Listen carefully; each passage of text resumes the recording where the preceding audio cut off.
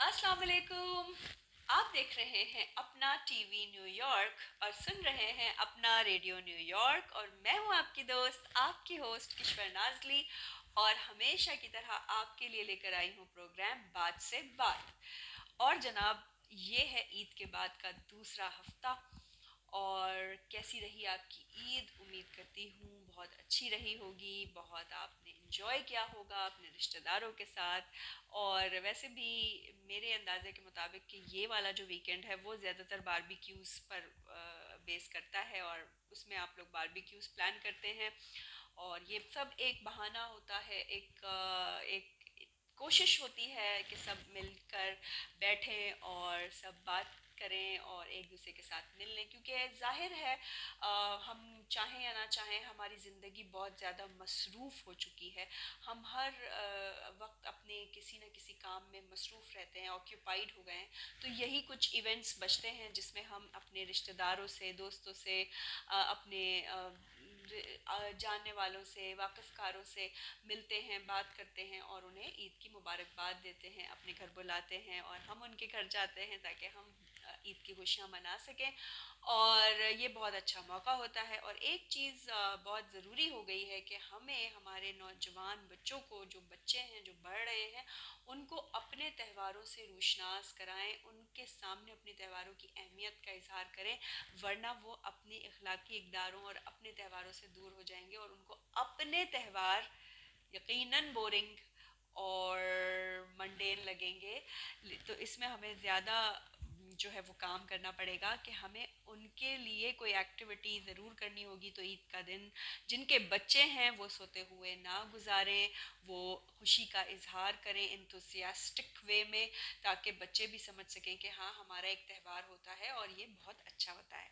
क्योंकि ये जिम्मेदारी हमारी है कि हम किस तरह से अपने बच्चों को इन चीज़ों से रोशनास कराते हैं, इन चीज़ों की पहचान कराते हैं। तो जनाब, बात से बात करते हैं अब हम, जो उसमें मैंने अभी अभी जैसे कहा कि हमें कुछ चीज़ों की कोशिश करते रहने चाहिए, हिम्मत नहीं हारनी चाहिए और अपने बच्चों को अपनी रिवायातों से जोड़ने के लिए काफ़ी मेहनत करने की ज़रूरत है। एक जब मैं प्रोग्राम कर रही थी और मैं सोच रही थी कि क्या बोला जाए, आज आपसे क्या चीज़ शेयर की जाए, तो एक बंद है, दो अशार पे मेरी नज़र गुजरी और मैं चाहती हूँ वो आपके साथ शेयर करूँ कि क्यों मैं आपके साथ ये बात करना चाह रही हूँ। वो शेर है, अशार है: ना दबी दबी सी मोहब्बतें, ना दबी दबी सी मोहब्बतें, ना ढकी छुपी अब अदावतें, ना दबी दबी सी मोहब्बतें, ना ढकी छुपी अब अदावतें, ना दिखावे की मुस्कुराहटें, ना दिखावे की मुस्कुराहटें, ना रोगे जां ये कबाहतें। मैं थक गया हूँ झूठ से, मुझे चाहिए अब सच यहाँ। मैं थक गया हूँ झूठ से, मुझे चाहिए अब सच यहाँ। गर रंजिशें तो रंजिशें, गर चाहतें तो चाहतें, गर रंजिशें तो रंजिशें, गर चाहते तो चाहते।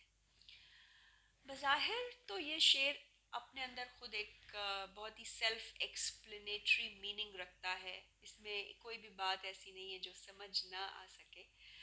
शायर ये फरमा रहे हैं कि अब जो है वो उनकी अदावतें या जो नफ़रत है वो भी जो है वो ढक छुपी नहीं होंगी, और मोहब्बतें भी वो दबी दबी सी नहीं करना चाहते हैं। वो चाहते हैं अब कि जो बात हो वो खुल के हो, और जो जो उनकी फीलिंग्स हो वो सब समझ सकें कि अगर रंजिश रखते हैं तो आपको पता चल जाए कि हम रंजिश रखते हैं, और अगर आप चाहत रखते हैं तो भी आपको पता चल जाए कि आप चाहत रखते हैं। बज़ाहिर ये बहुत सिंपल शेर है, लेकिन इस शेर को इस शेर की तरफ जो मेरी अट्रैक्शन हुई है उसकी एक वजह है, उसका एक कीवर्ड है। वो कीवर्ड है दिखावे की मुस्कुराहटें। दिखावे की मुस्कुराहटें का मतलब यहाँ पर जो मुझे इस पे क्लिक हुआ वो एक वर्ड है दिखावा, फ्लॉन्ट, शो ऑफ। देखिए, ये वर्ड बहुत ही ज़्यादा ख़तरनाक और ख़तरनाक हद तक मैं कहूँगी कि हमने अपने ज़िंदगी में इसको अडॉप्ट कर लिया है, इस वर्ड को, दिखावा। हम दिखावे के लिए बहुत ज़्यादा काम करने लगे हैं, वो काम जो हमारी मिजाज के नहीं होते, वो काम जो हमारी माशी हैसियत से बढ़कर है, वो काम जो हमारी इमोशनल हैसियत से बढ़कर है। तो दिखावा सिर्फ ये नहीं है जिसमें हम अपनी चीज़ों की दिखावा करें या पैसों का दिखावा करें या अपनी मटेरियलिस्टिक सोचों का दिखावा करें। मसला ये हो गया है कि हम इमोशनली भी बहुत दिखावे की तरफ राग़िब हो रहे हैं। जैसे हम किसी से बात करने का दिल है या नहीं है, लेकिन हमने एक फेक जो है वो एक जज्बा बनाया हुआ है। हमारे अंदर जो सच्चाई है वो ख़त्म होती जा रही है और दिखावे ने अपनी जगह ले ली है। कि अगर भाई फेसबुक, सोशल मीडिया पे इमोशनली आपने अपने आप को साउंड रखना है, आपने बताना है कि आप अपने पेरेंट्स से कितना प्यार करते हैं या आप अपने सिबलिंग्स से कितना प्यार करते हैं, तो आपने उसका मयार बना लिया है सोशल स्टेटस, सोशल मीडिया पे उसका दिखावा करना। तो ये जो चीज़ है दिखावा, चाहे वो फाइनेंशियली हो या मेंटली हो या इमोशनली हो, ये आपको नुकसान पहुंचाता है। आपकी जो हुलूस है उसकी जड़ों को ये खोखला कर देता है। देखें, ये हकीकत है कि आप सब लोगों से खुश नहीं हो सकते या सब लोग आपसे खुश नहीं हो सकते। तो ये सच्चाई है ना, ये तो एक रियाकारी नहीं है। लेकिन आपने अपने आप को बर्डन करने के लिए, अपने आप को, हमने, आपने का वर्ड मैंने गलत यूज़ कर दिया, हमने अपने आप को अच्छा बनाने के लिए, अपने आप को अच्छा समझने के लिए हमने सोशल मीडिया पे दिखावे का एक ट्रेंड शुरू कर दिया है। अब मिसाल के तौर पे हम आजकल बहुत सारे ग्रुप्स हैं, फैमिलीज़ के ग्रुप हैं, उसमें जो है वो अक्सर जो है वो लोग बना लेते हैं। जैसे एक ससुराल वालों का ग्रुप है, एक मैके वालों का ग्रुप है और एक दोस्तों का ग्रुप है, उससे उसमें हम बात करते हैं।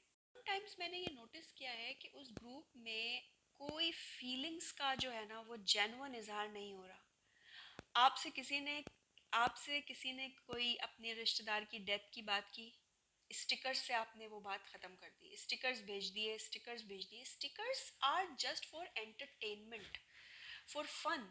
लेकिन कुछ जगहों पे आपको उस दिखावे की ज़रूरत नहीं है, कुछ कुछ जगहों पे आपको आपके बोल की ज़रूरत है। अच्छा, कुछ लोग दिखावे के लिए इतने स्वीट हो रहे हैं, इतने स्वीट हो रहे हैं, जैसे वो आपका नाम भी पूरा नहीं लेंगे, बड़े प्यार से आपको बुलाएंगे, शॉर्ट में बोलेंगे। आप समझ रहे हैं कि मैं क्या कहना चाह रही हूँ। लेकिन जब आपको उनकी ज़रूरत होगी या कुछ ऐसे मौके होते हैं, मौके होते हैं जिसमें आपको लफ्ज़ों की ज़रूरत होती है, स्टिकर्स की ज़रूरत नहीं होती। ये हम अपने आप को किस तरफ से लेकर जा रहे हैं, मुझे ये समझ में नहीं आ रहा। एक कलेक्शन है स्टिकर्स का, उसमें ग्रुप में बस वो आपने डाल दिया, आपने डेथ पे भी वही स्टिकर्स डाले, आपने खुशी में भी जो है उस हिसाब से स्टिकर्स डाले। तो वो अल्फाज कहाँ गए जिससे कंसोलमेंट होगी, जिनसे आपकी फीलिंग्स का इजहार होगा, जो आपकी टोन को समझेगा कि आप कितने एम्पैथाइज कर रहे हैं। फिर आप नेक्स्ट टाइम, ना मैं आपसे कोई एक्सपेक्ट कर सकती हूँ, ना आप मुझसे कोई एक्सपेक्ट कर सकते हैं, क्योंकि हम तो स्टिकर्स की दुनिया में ज़िंदा है। स्टिकर्स से हमने अपनी फीलिंग्स को रिलेट कर लिया है। और मुझे इस बात पे शायद शायद मैं ये कहती हूँ कि मैं ओल्ड स्कूल ऑफ थॉट हूँ। मैं इस बात को एक्सेप्ट करती हूँ और मेरा मकसद यहाँ पर किसी की जो है वो तनकीद नहीं करना होता, बल्कि मेरी अपनी भी इस्लाह होती है। मैं कभी कभार ये सोचती हूँ, मुझे हैरत होती है कि लोग बहुत ही सैड मैसेज करते हैं कि यानी किसी की डेथ हो गई, अल्लाह ना करे फादर की या किसी क्लोज रिलेटिव की, लेकिन उसके बाद भी वो एक इमोटिकॉन्स बनाते हैं जिसमें आंसू आ रहे होते हैं सैड के। मुझे आज तक ये बात समझ नहीं आती कि आप इतनी सैड और ग्रीफ से भरी हुई न्यूज़ शेयर कर रहे हैं, आपके पास उस वक्त इतने, आपके इमोशंस कैसे इतने आप कर रहे हैं कि आप उसमें स्टिकर्स ढूंढ रहे हैं और वहाँ पर वो उसको ला रहे हैं। तो मुझे वो फेक लगना शुरू हो जाता है, मुझे वो दिखावा लगना शुरू हो जाता है। या मैं आपको जैसे पहले कह चुकी हूँ कि ये हो सकता है कि मेरी गलत बात हो कि मैं दिखा देखें, जब आप खुश हैं तो आप इमोटिकॉन्स ढूंढ रहे हैं, आप इमोजीज ढूंढ रहे हैं, वो एक अलग बात है। लेकिन जब आप सैड हैं, इतनी गहरी बात पे आप सैड हैं लेकिन आप उसमें भी इमोजीज ढूंढ रहे हैं, तो मेरी समझ में नहीं आता। तो ये एक दिखावा हो जाता है। दिखावा के अलावा जो हमारा ये एक ये दिखावा है, मतलब स्टेटस का दिखावा, वो तो बे इंतहा ख़तरनाक है, बे इंतहा ख़तरनाक हो गया है। और इससे मैंने बहुत ही बारीकी से मैंने देखा है कि इससे क्राइम शुरू हो रहे हैं स्मॉल लेवल के स्टूडेंट्स में। पहले मैं एक नर्सिंग स्कूल में पढ़ा रही थी यहाँ से पहले, तो वहाँ पर मैंने एक बच्ची को देखा कि उस एक बच्ची का मोबाइल जो है वो स्टोलन हो गया। तो सीसीटीवी कैमरा के थ्रू पता चला कि वो एक बच्ची ने निकाला था। जब उससे पूछा गया तो उसने कहा कि मुझे इसका मोबाइल, मेरे पास मोबाइल है लेकिन मुझे इसका मोबाइल बहुत अच्छा लगता है और मेरे पास इतने पैसे नहीं थे तो मैं अफोर्ड कर सकूं। तो ये बहुत ज़्यादा उसको शो ऑफ करती थी, फ्लॉन्ट करती थी, और मुझे ऐसा लगता था कि इस मोबाइल की वजह से ये बहुत ज़्यादा दूसरे लोगों में अट्रैक्टिव है, क्योंकि देखिए टीनेजर होते हैं ना, तो उनकी अपनी एक सोच होती है। तो ये दिखावा जो है ना, ये हमें भी और हमारी वजह से दूसरों को भी मुश्किल में डाल सकता है। तो दिखावा हर तरीके का, जब आप ये सोचें कि इमोशनल इमोशनल दिखावा ख़तरनाक है, तो फाइनेंशियल चीज़ों का दिखावा कितना ख़तरनाक होगा। और कोई भी चीज़ है, आप फेसबुक या सोशल मीडिया पे लगाने से पहले आप ये सोच लें कि every one is not your well wisher. देखिए, इसमें कोई ऑर्थोडॉक्स बात नहीं है या ये कोई बहुत ही कंजर्वेटिव बात नहीं है, लेकिन एक लॉजिकल बात भी है। आप एक लॉजिकली सोचें कि आपकी इस हैप्पीनेस से ज़रूरी नहीं है कि लोग नज़र लगा दें। देखिए, ये नेगेटिव थॉट मैं नहीं दूंगी यहाँ पर कि नज़र लगा देंगे, ऐसा नहीं है कि मतलब वो इतना नेगेटिव नहीं सोचते। लेकिन क्या पता किसी की कोई बहुत बड़ी हसरत हो और वो नहीं हो पा रही है, तो उसको वो दुख होगा, तो आपकी वजह से वो हर्ट हो गया। तो इस चीज़ को अगर हम सोच लें तो भी हम इस चीज़ से बच सकते हैं। और वैसे भी एक कुछ लोगों की ये भी आदत होती है कि काम शुरू होने से पहले ही सबको बता देते हैं। ये बिल्कुल इलॉजिकल बात है, इम्प्रैक्टिकल बात है। ये कोई कंजर्वेटिव या ओल्ड स्कूल ऑफ थॉट की बात मैं नहीं बता रही हूँ। तो जो भी बात हो, उसको आपने कंट्रोल करके उसको बताना है कि ये बात बताने की ज़रूरत है भी या नहीं है। ये कोई चीज़ आपने ख़रीदी है, अपनी आसानी के लिए ख़रीदी है, क्या ये बताने के लायक है दूसरों को? इसमें बताने का कोई एलिमेंट है क्या? कोई आपकी फैमिली से अगर बहुत अच्छी जगह अब्रॉड शिफ्ट हो गया है, तो क्या इससे दूसरों को कोई फ़र्क पड़ने वाला है?